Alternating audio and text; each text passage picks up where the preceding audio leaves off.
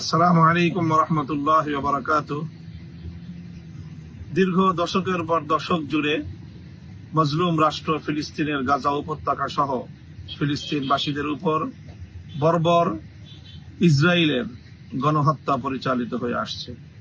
সাম্প্রতিক গত ১.৫ বছর ধরে সেই গণহত্যা এবং তার সেই বর্বরতা অতীতের সকল সীমা অতিক্রম করেছে। সারা পৃথিবীর শান্তিকামী মানুষ ইসরায়েলি বর্বরতার বিরুদ্ধে গর্জে উঠেছে। বাংলাদেশ থেকে আমরা দলমত নির্বিশেষে সকলে একযোগে ইসরায়েলের এই বর্বরতার বিরুদ্ধে গাজাবাসীর এবং ফিলিস্তিনের মুক্তির লক্ষ্যে আমরা একটি জোরালো আওয়াজ তুলতে চাই।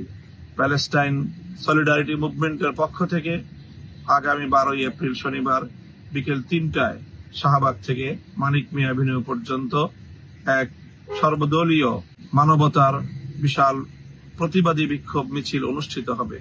সেই মিছিলে আমি অংশগ্রহণ করব। আপনাদের সকলকে